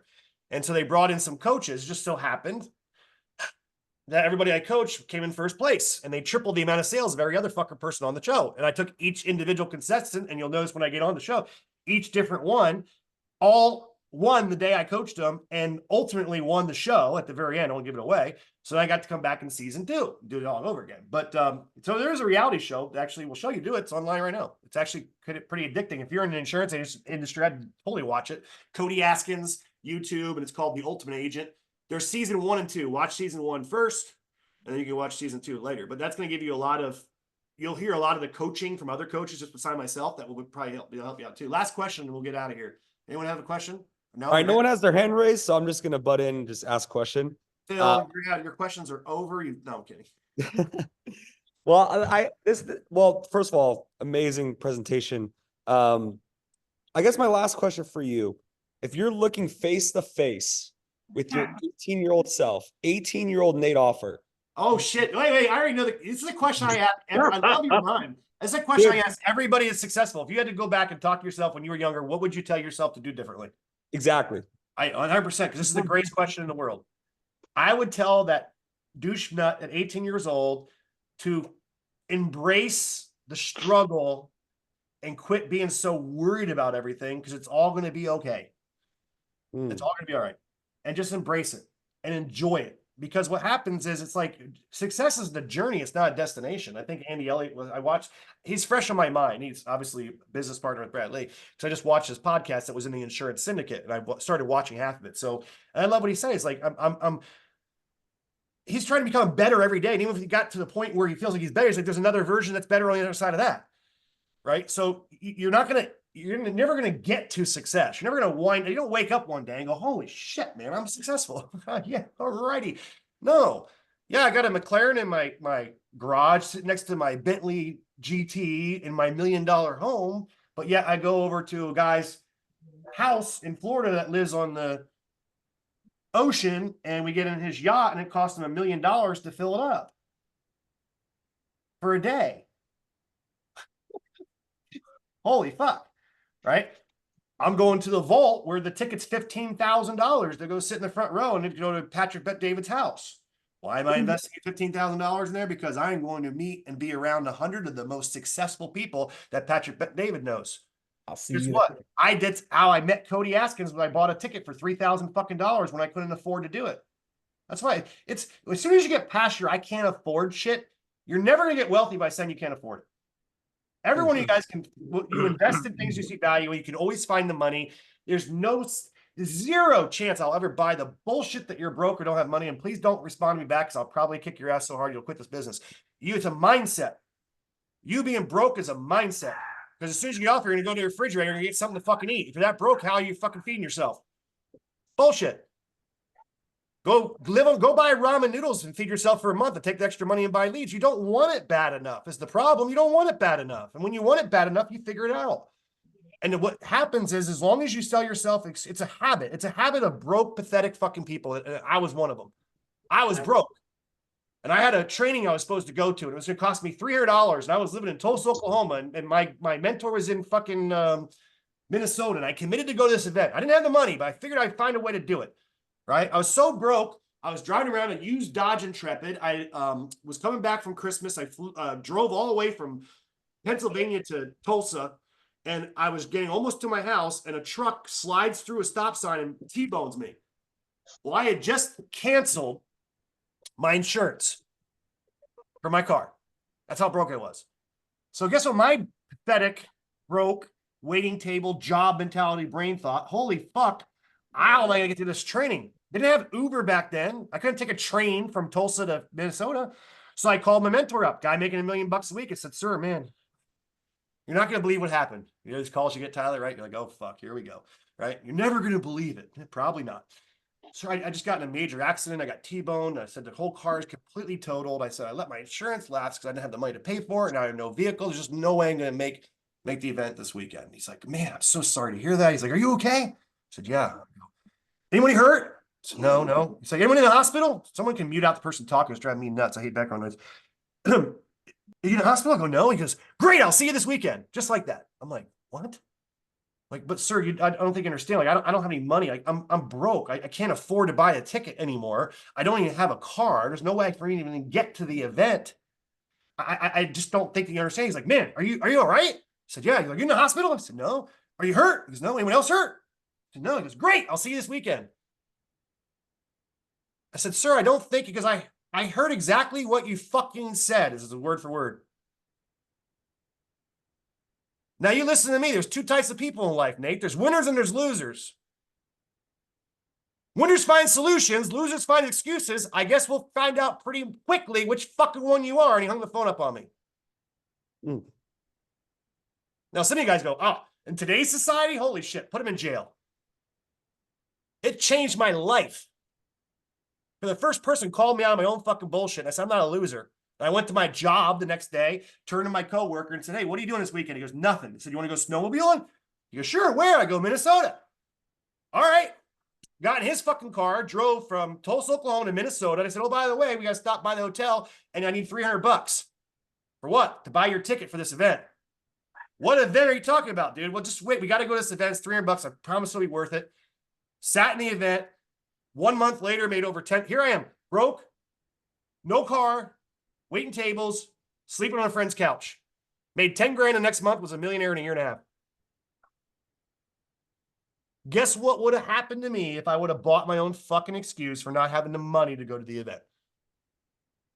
That moment, that 18-year-old conversation I had with myself, I'd say, hey, you know what? Don't ever miss an opportunity to invest in yourself, whether you think you have the money or not, because it's all bullshit. It's about mindset, and you'll always find the money, and always that investment yourself will pay off one way or the other. That'd be my suggestion. So again, guys, whatever you're doing, you have an event coming up or training coming up, even my SWAT training in 2 weeks. It's in Dallas. People, oh, it's in 2.5 weeks. Oh my God, I'd love to go. You can buy a ticket for $250. You can buy a ticket for $2,000, depending where you want to sit. You know, I'll stick the information there if you guys want to look at it. Talk to Tyler about it. I know we got a couple of you guys that are coming already. And it's not a pitch for my event. I'm just trying to say, if you learn anything tonight, you'll be blown away by that. That'll be life-changing for some of you guys, which I can't wait, because if there's 2 or 3 that go, I like this part too. 2 or 3 go, Tyler, they come back, and then they go fucking just shoot to the moon. And everyone's like, oh, fuck. They're like, oh my God, dude, the things we learned to SWAT, holy shit, man. It freaking changed my life. And everyone's like, fuck, I wish I would have gone. So anyway, I do it once a year. So can't make this one. Go come next year and waste a whole entire year of your business because you came up with a good reason not to go. So anyway, I love y'all. Some of you guys, I think we lost some people. I think like tomorrow, I think Tyler's gonna call me like, you're never doing one of my calls ever again. I had 6 people quit. 2 people called me up and said, you're a jerk. You're just mean. You're nasty. They didn't appreciate you yelling funny. at them. Hey, well, a firm believer. I never really listened to Andy Elliott do a training. I've seen his stuff, a lot of his reels and stuff, but like, it's so funny, not funny. It's so amazing how the same page we are in terms of the thought process. I'd rather have 50 strong motherfuckers that have my back that are out there that I can groom and grow in than have a 290% be weak need people. You don't need everybody. If you had a solid, you have a solid 100, you have a solid, what? You had a solid 100, 200 people in your organization, guys, you're a millionaire. You're rich as shit in this business. Rich, wealthy, financially independent. Right. So if some people go on my team, they go, they got on your call and you scared them away. I said, good. Do you want to build a house upon the rock or you want to build it upon the sand? Can you imagine if you take that person who couldn't handle a call like this, what's going to happen in real life when they actually become a millionaire and they have a real fucking problem? Holy shit, man. They're done. I seen it happen. You imagine that person running a team? Oh, he said the word fuck, or he did this, or he yelled at that person, or I felt like he called me out in the middle from everybody, or I didn't appreciate saying he doesn't understand my situation. He should understand better before telling me I can afford to do something when I know I can't. Blah, blah, blah, blah, blah. Do you want that person leading 40 people in your team and then find out that they recruit somebody who came in and used them to write a whole bunch of policies and quit and get a $10,000 roll up? You want that person will crumble up like a tent in the middle of the windstorm. Then you just lost 40 other people because that's their leader. So you recruit who you are, number one, right? And become the person you want to recruit. Because that's two things that changed my life. He said, would you hire you, Nate? And think about that one for a minute. Look at what you do on a daily basis. And would you hire a group of you? You had to pay yourself $250,000 salaries. Would you hire yourself? Oh, that one hurts. Second thing that turned out to be, he said, imagine, and I still do this today. It's hard for me to sit down, like people are, oh my God, you're working till, my buddies, you work till late. This doesn't work for me right now, what I'm doing. This is like relaxing me. What am I going to fucking watch the Bachelorette reruns or something on TV or some shit? Like, I don't know what people do. Like pickleball, sorry, no thanks. It's like, I don't know. Like, what am I going to do? I shut this off. What am I going to do? I'm going to work on my SWAT stuff. Why? Because I enjoy it. Or I can go sit down and watch mindless TV and make no money. I'm going to do something to accomplish something. I don't know how people, but my mentor said, imagine when you wake up in the morning, imagine Brad Lee being there. You wake up in the morning, after you're out of your shower, because that'd be weird, right? You're done your shower, you're dressed, you come out to have your coffee, your morning routine. And Brad Lee is standing there with you the whole entire day, watching everything that you do. Do that for one day and watch how much shit you get done. Because we had MySpace back then, right? I know it's kind of old, right? MySpace instead of Facebook. Yep. And I remember I'd go on it was the first day. I'm like, okay, I got to try this shit. I went to go to my MySpace. I'm like, oh, fuck. Bill Gould's standing right here. My mentor's right here. He'd be like, what the fuck are you doing? And I didn't get on. And then I wanted to turn the Sports Center on because every day I'd watch Sports Center and I'd be distracted watching that when I'm trying to make sales. And I was like, oh, shit. If Brad Lee was here, would you think would be a smart idea for me to put Sports Center? How many act different when you're around your parents or people in authority, right? You're in your best behavior, aren't you? The problem is you're a horrible manager of yourself. So I had to fool myself. I had to pretend going, hey, listen, my mentor's standing right here. And I wouldn't want to make a phone call. And I noticed that's really dumb. It changed my life, man. It got me to a point where I cannot not be doing something productive because they said you'll become a millionaire when you can take every moment and do the most productive thing. Doesn't mean you don't have time off. Being with your family is productive. Being with your children is productive. Going to church is productive. I'm saying when you're doing the productive things, be all in. Don't be at church trying to answer phone calls from agents. Don't be with going out. We used to go out to dinner on Friday nights and my phone got shut off. People knew, hey, I'm with my family at 8:30 at night because we would call leads during the day. Schedule things in your life, schedule things in your business, and be 100% play. Don't be checking Facebook and looking turn your damn notifications off if you're making dials. My God, man, you're a human. We're weak, right? They make that shit addicting for a reason. Go study that shit. They have all dopamine drop. So you're on their dial, let's say, like, oh shit, so-and-so posted a new video. Next thing you know, 40 minutes later, you're wondering if the earth is flat or round because you clicked on the TikTok fucking video, right? And you're like, oh shit, I didn't know that aliens actually built the pyramids. Yeah, that's why it's hard. Turn that shit off. Try it for a week. Take all your notifications on your phone and turn it off. None of you guys are making money watching people on TikTok, Facebook, and Instagram. Sorry to tell you. Well, you're on it. Well, yeah, because people make them because that's where everyone's eyes are on it. I don't get on it myself. If you try to message me, someone's going to message you back. I don't even like to get on that shit. It drives me insane. Pretend this week, and I'll leave you with this, pretend this week that Brad Lee or Tyler, if you respect him as much as you do him, is standing up there every day you get out of bed for 1 week straight, and they're behind you watching what you do every single day. And tell me, would you continue to do half the shit that you still do? Guess what? I don't think you would. And when you get in that habit, you'll train your brain. You got to run this like you have to run yourself like an employee and run it like you got to work it like a job and run it like a business. That's what I'll leave you with. So hope I'll see some of you guys in Dallas Thursday night, 7:30 Central. There's that stuff. Lee, thank you. Not after my SWAT event, maybe, but if you guys want, I'm sure I can come on and do this again. If Tyler wants, or if you guys want, or if I'm banned from ever calls ever before, I'll hear it from Bradley. He'll call me up. So dude, That was amazing, man. Amazing. For my people, quit. Sorry, Brad. No, we love it. And there's one thing that I want to add in. Napoleon Hill has a quote. He says, "The most successful people in life, their success is directly correlated to the amount of obstacles and difficulties, challenges, and defeat that they were able to overcome." So think about it. Whatever situation you're at right now, I was fortunate enough to be able to hear that when I was younger. And I just thought about that every single time. Boom, baby. Think and grow rich. So the buy up, look at this, how beat up is. No, I'm gonna finish that. It gave me the chills. I got mine right in my backpack. Bro, it gave me chills because this is what I changed my life too. That's crazy, man. 100%. The biggest, he studied all, okay. You gotta read this book. Napoleon Hill retired. I'm interrupting you for a reason. Andrew Carnegie hired Napoleon Hill, first recorded billionaire. People were standing in line in soup kitchens because they couldn't afford food. And he's making billions of dollars. Was it a time or mindset? Mindset. So he's like, I can't figure this fucking out. I'm rich as shit. And these people are lined up waiting at soup kitchens for food because they can't afford it. Some of you guys had that same broke mentality. I had it for years. And they did a study. They studied Charles Schwab, Henry Ford, King Gillette, all the wealthiest people, Rockefeller, everyone that was wealthy. And they wrote a fucking book about it. But yet they don't teach it to us in school. 13 steps. This is so 13 steps. Guess what chapter 1 is? Besides Tyler, chapter 1. Anyone want to know? What's the first chapter of Think and Grow Rich? Don't tell me, Tyler. Anyone want to know? Guys, you should know this. Chapter 1. Look what it says. Someone read that for me. What's it say? Thoughts are things. Thoughts are things. But wait a minute, Nate. You don't understand. I can't afford leads right now. I can't afford to go to your training. If things were different. What's it say? Thoughts are things. Richest people studied 20 fucking years. He studied all the wealthy people on the planet that walk the earth. And the first key to wealth, he said, is thoughts are things. Whatever you consider, whatever you teach yourself, doing it. And the other principle that you're talking about was when went through the whole book, he said every person he came across, the amount of wealth they incurred in their life was exactly proportionate to the amount of shit that they went through. So the people that went through a little bit of battles, a little bit of controversy, a little bit of adversary, a little bit of obstacles, they had a little bit of success, but they were wealthy. The people that had the most obstacles to overcome and the biggest crap dumped on them had an equivalent amount of same amount of wealth.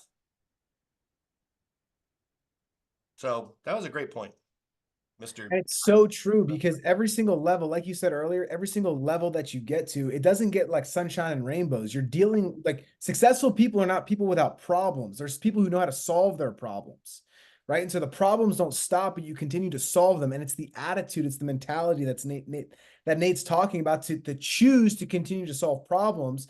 And people look up the mountain and go, oh my gosh, how is that person where they're at? But really, it's the fact that they're continuing to solve problems that's gotten them where they're at. And the other person wants the magic hack, the secret to success, but there is none. It's the fact that they're willing to go through the difficulty, go through the things that are hard. Oh man, right now, I don't have any money in my bank account. And I've applied for 3 loans. Well, I'm going to apply for a 4th. And I got $1,500 deposited, sent to me by a bank so I could buy $1,500 worth of leads to get started in my first batch of leads.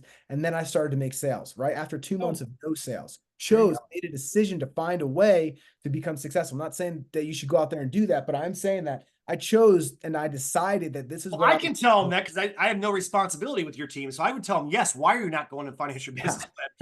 I'd say the same to my team. No, don't go out. No, you made me go in credit card debt. No, don't keep going. But it's the attitude. Think about it, guys. I mean, like I'm just rereading this for like the 19th time. I just whipped this out of my backpack because I have it on me today because I'm rereading it and I love it so much. But think about the title of the book, Think and Grow Rich. Think is before grow rich, right? And everything that we didn't even talk about sales today, but you know what we did talk about is the attitude to become successful, the Think and Grow Rich attitude to become successful. It's not a magic pill. It's not going to just appear in your backyard, right? If I'm not going to sneeze and then accidentally become successful. But what I can do is I can decide if I place this goal in front of me and I say, hey, I want to have an agency of 200 people. Hey, I want to have a 7-figure a month agency. Hey, I want to write 6 figures a month. Hey, I want to make 6 figures a year for the first time in my life. And I start to ask myself, how can I do that? How? What do I need to do? I'll find solutions for it. But if I'm selling myself on why I am where I'm at and why it's impossible, I'll find solutions for that. So make the decision on what you really want because you'll find a way to make it happen. Think and grow rich. I mean, I can't like emphasize if you're not getting that. Like, I don't even know what else to say. Think and grow rich. Like it is an attitude. It is a thought process. Well, I'll tell you this too. Again, give yourself a round of applause for staying on a call for an hour and what was it? Almost 40 minutes now. We started with 107. There's 74 left. What's that tell you about people? I mean, is there really 32 people that had such something that fucking important to do at 8:30? Now I know the 1 or 2 people, maybe their grandma's in the hospital, something like that. It's like just lasting and showing up is 99% of the game. Because those same people had to drop off early. The same people are going to quit dialing when they don't have an appointment set after 3 hours of dialing because they only schedule 3 hours of dialing. So like you just and you got to start rewarding yourself just by you being here. Guess what? Get off the Zoom call. Go, you know what? Fuck, man. I am in the top 5% of successful people in America because I was able to. That's dumb, Nate. No. You got to reward yourself when you do things the average people won't do. Average people will not be on a call for an hour and 40 minutes, listen to some guy ramble about shit on a Monday night when you have better shit to do. I get it. You're taking sacrifices, so reward yourself. So, hey, you know what? Fuck, man. I did what 95% of people aren't going to do. And that's another thing I learned, a valuable lesson is I had to treat myself. I had to reward myself when I did the things I was going to commit to, and I had to not get myself rewards when I didn't. People say it's stupid. We used to go out and eat on Friday nights. Every Friday night after I did my dials, we'd go out to eat. And I would tell myself, if I don't have X amount of appointments set, we're not going out. Guess what?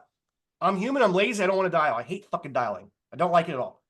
But I didn't want to look at my 5-year-old son's face when he thinks we're going to Dave and Buster's that night because dad didn't do what he's supposed to do because it happened to me once. I didn't follow through. I said, we're not going tonight, man. What? I said, well, I had some bad leads. Right. And I couldn't get the appointments I committed to go. So we're not going to go, man. His face was so disappointed. Like he looked at me like he almost started crying. I'm like, holy fuck, I'm never let that happen again. Never happened again. So like all these rewards that I gave myself, I'm running it like employee. Just you guys reward your. Guess what? You don't get to do your DoorDash this week. You don't get to go out to eat this week. You don't get to go fucking bike riding this week unless you do what the fuck you're supposed to do because you're an employee of yourself. And you start training your brain that way. Guess what happens? Your brain gets it doesn't think and go rich. It's all these books. You know, dopamine. Hey, look, when Nate Auffort does something, commits to it, he gets rewarded. You don't have to go buy yourself a new Lamborghini. I'm just talking about something. Guess what? Your reward is getting to go to yoga. If that's what you like to do. Your reward is getting to go where you want to do. I'm not saying skip the gym if you like to do it or don't like to do it. It's like find the things in your life that you have to reward yourself with, but you got to have a commitment to follow through with what you're doing in order to get that reward and watch how your life will change. But again, unfortunately, that book says 5% of you guys will even, 32 people dropped off. 5% of you guys will actually take with the stuff I'm teaching you guys tonight and to learn it. And I'm 100% agree with Andy Elliott on this one too. I can teach you all the sales class and word tracks. We do it Thursday night. You learn it at SWAT. But if I'm teaching it to a person whose mindset's incorrectly, it doesn't matter. It doesn't matter. It doesn't. I mean, I can put the best fuel into my McLaren, but there's no engine inside. It's not going to run. Would y'all agree with that? And you're all sitting there going, I'm at the gas pump. I want that. Say, I want this scale. But where's the engine? The engine's clogged as shit. You're putting water in there instead of oil. Right? So get your engine right. If you guys get this right, I'm telling you, man, especially this business, Tyler, you can literally suck at sales and be profitable in this business if you talk to enough people. It doesn't take a brain surgeon. Oh, you die, this money gets paid to you tax-free. Okay, it's about all you need to know. Heart attack, stroke, cancer, guess what? You can use it before you're dead. Okay. Put money in there, guaranteed no loss, grow up to 12%. Oh, now you up. All right, there, you're trained. I mean, like, what else you got to fucking figure out, right? Now it's about, can you go out there and do the activity, and then we can develop your sales skills along the way. So I'm out. I'll let you go. I'll let you finish off the call because I'll keep talking. So hope to see some of you guys Thursday night. Hope to see a lot of you guys in Dallas. 2 weeks, 2.5 weeks, 16th, 17th, 18th. You guys get there, I'm telling you, it'll be worth your trip if you learned anything tonight. This is like kindergarten 101 based upon what we'll be covering those 2.5 days, and we'll have 17 other people making 7 figures a year or 7 figures a month pouring into you. And your lives will change if you show